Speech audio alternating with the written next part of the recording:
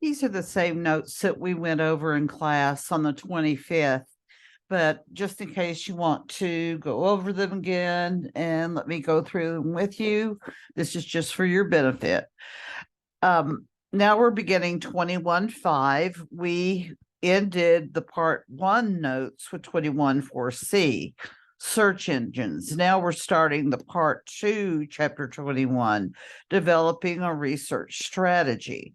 So as I was going through here, I started taking notes, and this I'm going to put more information in my actual outline in those bulleted notes, but I wanted to say this is what I need in order to conduct a general search. That's the purpose of it. And then I hit done. This is also another battery of questions I need to ask for my general search. So you're going to be doing the same thing. Here is something else, possible sources to use. Now we're using Electoral College as the research project, just as an example. It's actually something you could do, but there are plenty of other things that are interesting to research. This is just a real good example, I think.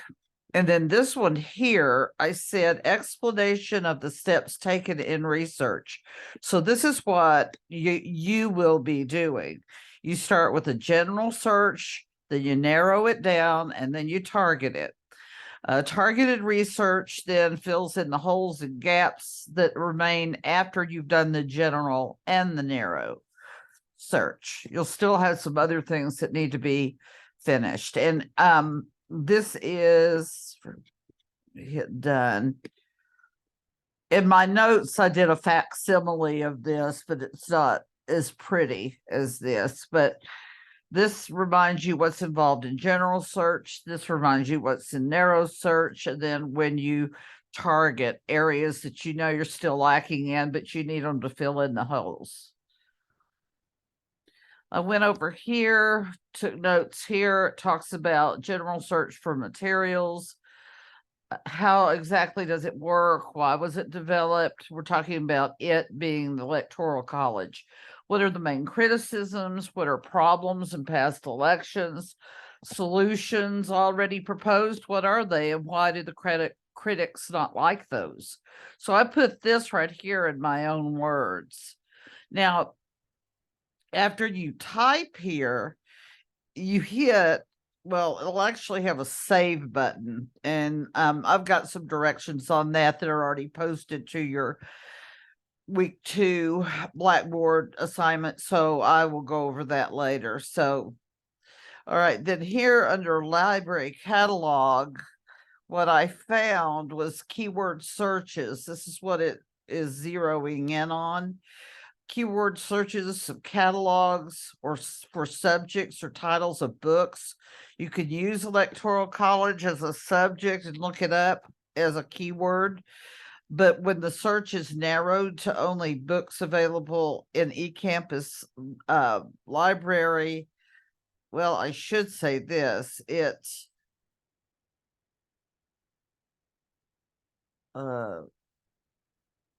I'm going to say significantly reduces the number of sources to choose from. Oop. Okay, it looks like I misspelled that. All right, so that's what I have there. Done.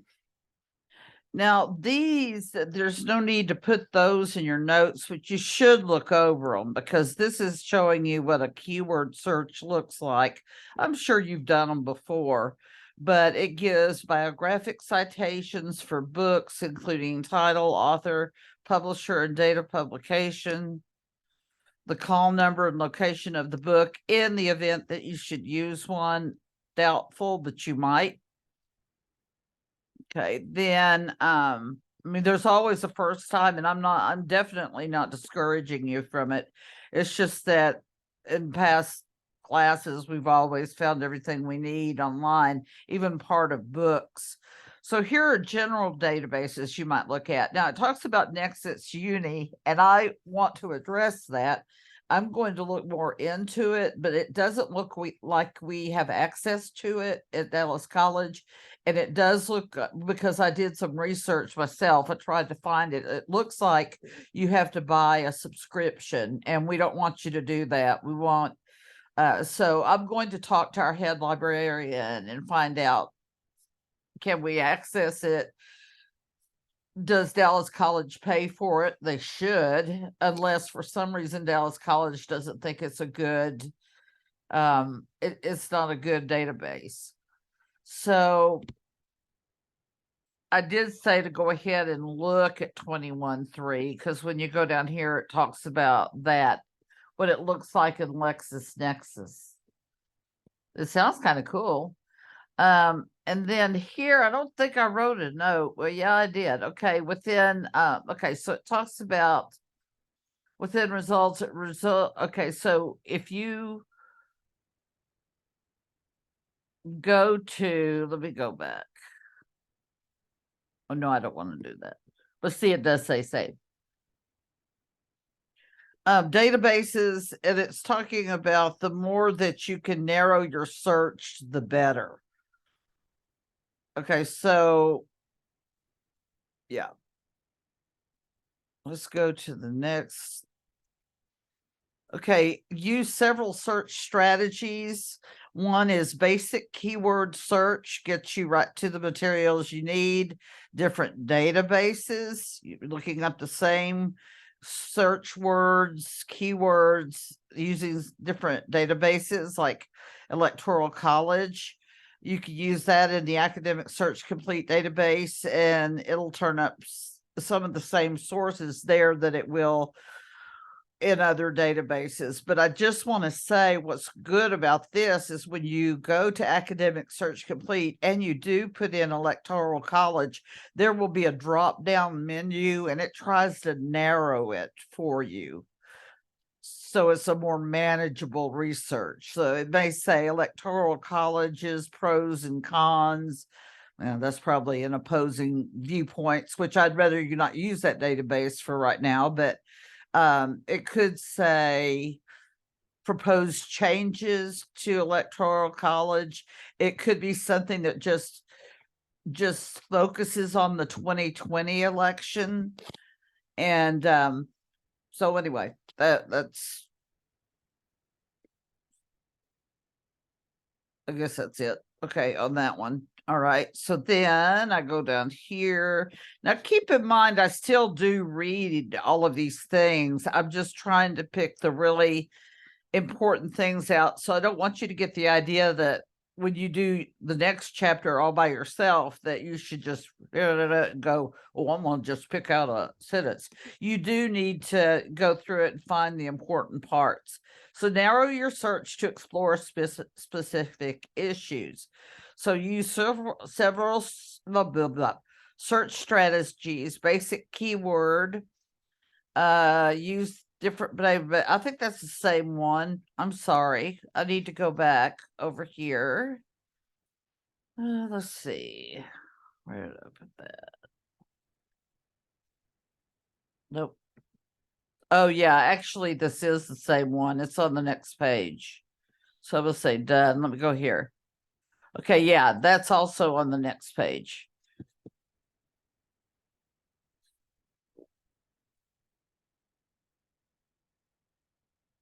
So I probably should do that in green because it goes with the one on the other page. Let's see. Well, let me. I don't think so. Well, just keep in mind this is on the other page. Yeah. Oh well.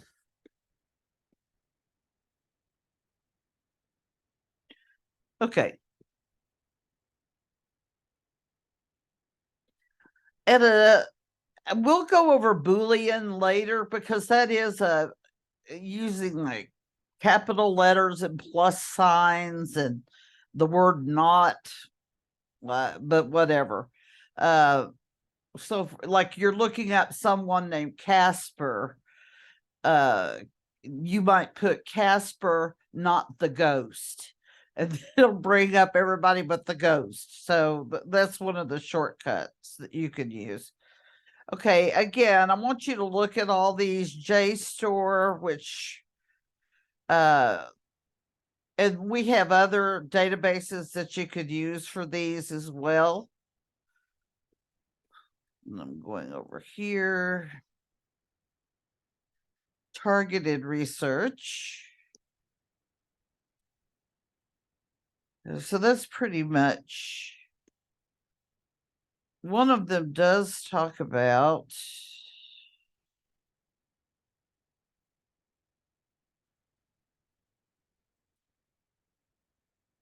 where is that one? Internet engine. Oh, down here, I did talk about some of that in the notes, using quotation marks.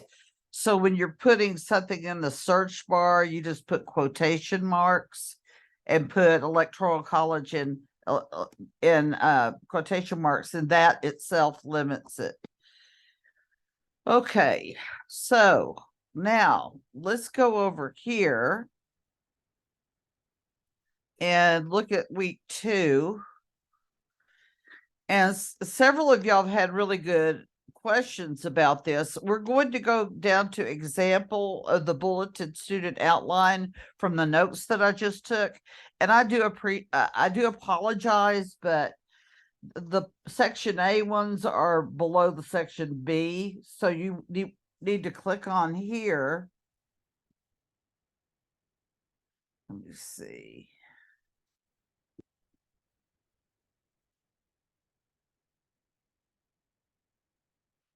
Okay, so just put your last name here, but what you do is you go to insert page number, then you put that in. I'm actually going to do a lesson on that next week. So, but if you can, just put, if your last name is Hollon, Hollon, but you go to insert, instead of putting header, don't do header, do page number, put it in the top right, and then it'll bring the page number up. You just write your name right before it. So put your first name, last name, Professor Hollon. If you're in my 8 o'clock class, you're 22011. If you're in my 9:30 class, you're in 22012.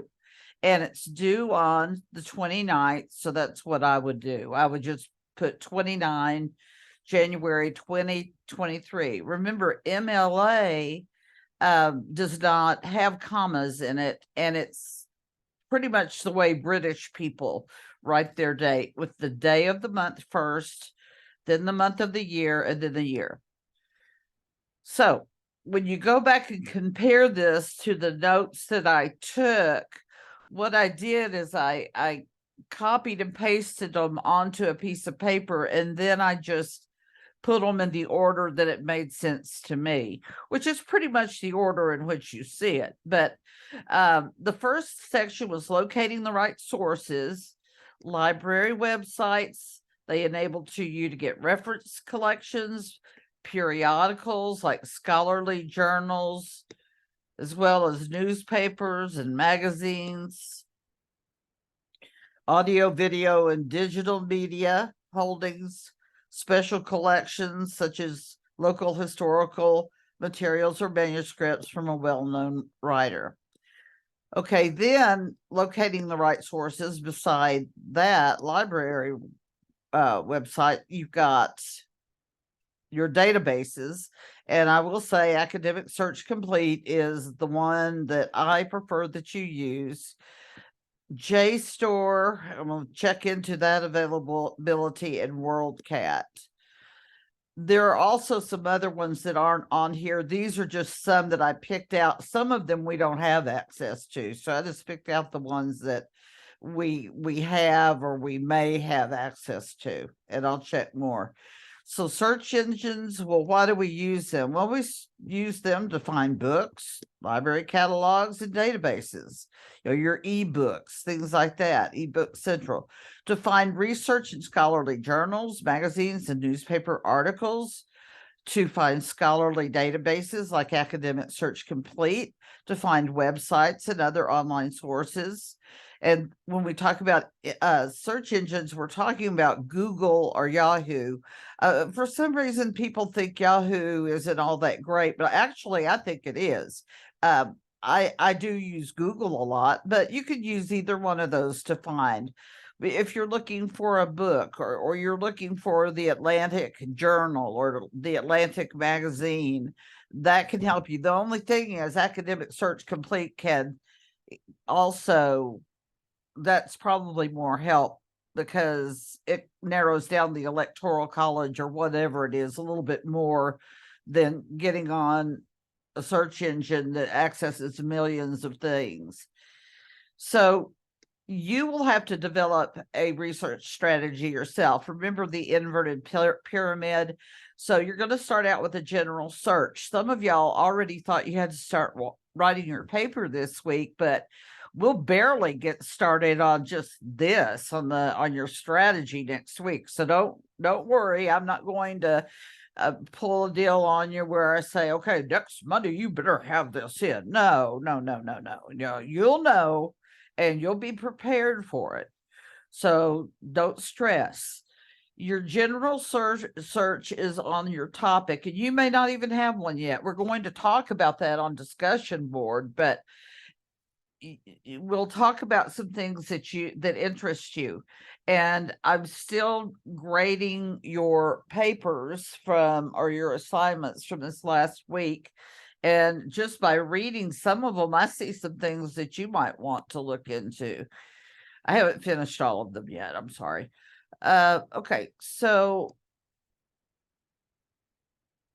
for example, if you decide that you want to do research on abolishing the Electoral College in the US presidential elections, and you want to shed light on the current election system, you want to offer a possible solution and persuade other voters to share your solution, to buy into it. Okay, so that's what you want to do. Tell them things because most people will complain about things, but they don't really scratch the surface and go in and find out what it's all about. But you're going to do that. After reading the materials from general search, so you just might go to Google and start looking up things that people are saying about it. You agree something should replace Electoral College. Read sources to find out how it works, how specifically does it work, and why was it developed. Go back to the history.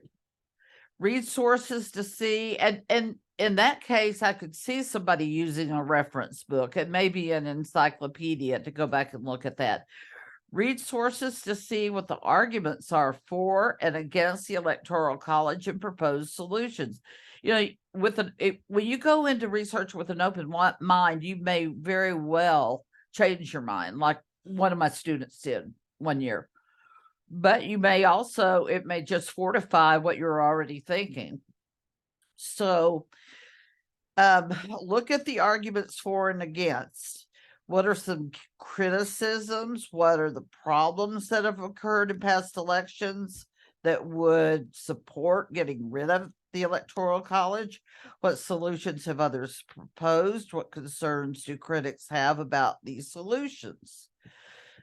Then you're going to narrow your search. Once you have that information, you're going to explore specific issues and questions, do a targeted search to fill in gaps in source information. I'm sorry, that should be 2 words. Find alternative viewpoints. In your general search, then you're going to use your library catalog to books, search engine, and Google, and general databases. Then once you have that information, narrow it down to explore specific issues and questions. Specialized databases, Academic Search Complete would be one of those. Then at the end, once you've got all of this about the electoral college written down, have you really covered all of the very strong reasons why it should be abolished? If not, you need to fill in some more information on there. Have you talked about, you have to have a counter argument? Have you talked about all the reasons they need to stay intact? Well, if you only have 3 sentences on that and each of your other paragraphs has 5 or 6, then your counter argument needs some holes filled in. Otherwise, it makes it look like you're saying, well, I don't think that there's any downside to getting rid of the college. So I'll just give a couple of reasons why we should keep it, just to appease the professor. No, don't do that. You need to start making arguments so people don't say, oh, she's closed-minded or he's closed-minded. Because if you're in there saying that we should abolish it, then you need to give equally strong information on why we should keep it. And then your last paragraph will explain why you just decided, why you were more convinced that it should go away, that it should stay. But give compelling arguments for the other side as well. All right, now that part ends section A of your notes. And I'm sorry I did it this way, but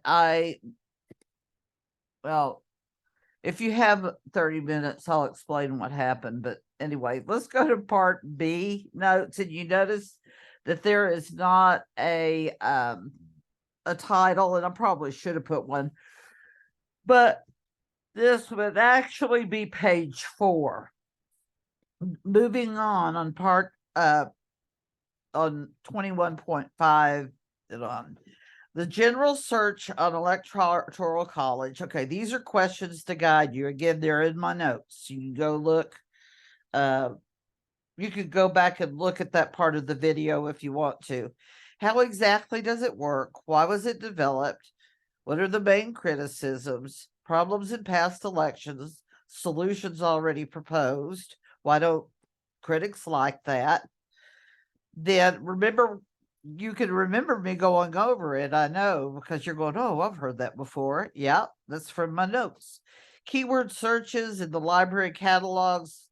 Keyword searches of catalogs for specific subjects or titles of books and related materials in their collections. Use the electoral college as a subject keyword. Just put electoral college. Now, if you put quotation marks around it, it's going to limit it probably even more, but not that much. When search narrowed to only books available in the or any references in the campus library, it will drastically reduce, because when you look up at, you may start out with 50,000 sources, and then if you narrow it down by the date or something like that, you may end up with 5,000 sources. Well, that's still a lot, but it's a lot better than 50. Then you could go in and start adding different search terms to even narrow it down more. Okay, then it talked about using general databases. And again, the Nexi Uni, I'm going to see if that's actually something we could use, but I'm putting it here because it's one of the things that was covered. So with the results that you get, you can actually look at some of those and find specific keywords. Like when you're looking this up and you see the election that Trump should have won or something like that, you might look at that and it may tell you, hey, I've got enough fodder to just narrow this down to the 2020 election and the reason why we should do away with the electoral college. So, you know, that's something with, when you're finding these sources, they may help you narrow it down. So also search specific types of publications, limit search to newspapers, and eliminate blogs and other source types unless you just can't find anything. And before you go to blogs, go ahead and talk to me first about it.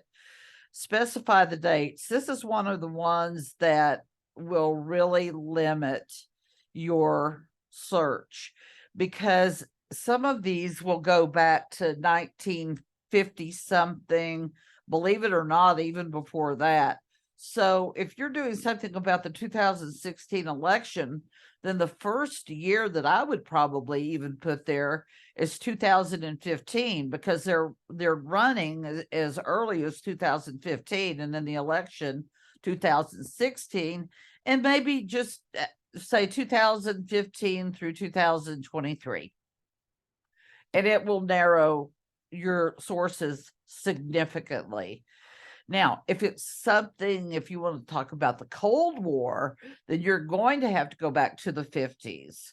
And then, I mean, we have a bit of a Cold War with Russia right now. It seems like we're always in a Cold War with them.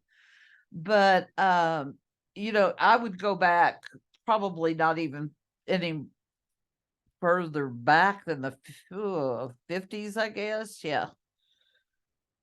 I think of the 50s and the Cold War and communism, and all of Hollywood was obsessed with it, and they had all these actors pegged as communists, and some of them never worked again. Okay, so, and we'll talk about that more there. Keywords, experiment around, use electoral college, but you could also use elections, popular election, presidential elections, elections controversy, and then use several search strategies. Okay, and here are the databases. You keep seeing academic search complete, and that's my go-to. Google or DuckDuckGo, if you could get into that. The first few pages of the search results determine whether any of the links might be useful. Using quotation marks when searching databases. And I just want to say, they talked about DuckDuckGo, and I put it in here because it was mentioned there. I've been doing some research on it. I myself have never used it. And if you have, please share it with the class and let them know how you think about it. Use quotation marks when searching the database. So instead of just putting the term up there, put question marks around it. Quotation mark, electoral college, quotation mark. Okay, here we go. And it explains that. Then later in search, narrow it with different search terms, such as, well, and I said that earlier, so I don't know why I repeated that. And those are your notes. Now, I know some of y'all are saying, well, do we have to write the notes just like you did? No, but I would use some kind of outlining organization, whether it's bullets or it's Roman numerals. That really needs to help, and that will help you. And you need to go through all of your notes, maybe copy and paste them on a piece of paper and put them in order. That does help you to retain what you just read. And you're not just writing notes down because the teacher told you to do that. Because I probably will give some pop quizzes. And so I want to make sure you know the materials so that when we continue our research, you don't have to. Well, if you have to go back over your notes, you can, because maybe I'm using a phrase that you remember, but you can't really remember what it meant. Like when we talk about Boolean search or narrow search as opposed to general search and targeted search. So make sure you understand all of these, and you can either handwrite them, but I want them in an organized fashion, either the way that I wrote them for part 2 or for part 1. You could use some of my words. I would like for at least 50% to be your own words, or maybe you're taking some of my words out, or however, as long as you retain the meaning of the notes, that's fine. I'm just trying to let you know what I expect as far as your notes are concerned, excuse me. So, this is where you will turn in your part 1 notes. Let's see, there's the example of that. Okay, part 1 notes you turn in here, upload those. Your part 2 notes you turn in down here. Example of the bulleted notes for part 2 is here in A and B sections. And your guided notes, see, where was the example I had? Yeah, this is it right here. Oh, this is your example right here. And that's the PowerPoint. And this is the example of what you want. Wherever it says example, that's what you want to do. Example here. Look at these before turning those in. And that's it. If you have any questions, please let me know.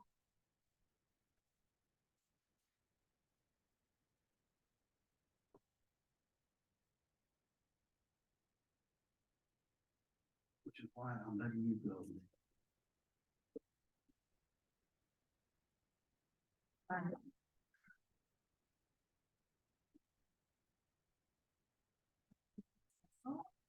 My firing myself?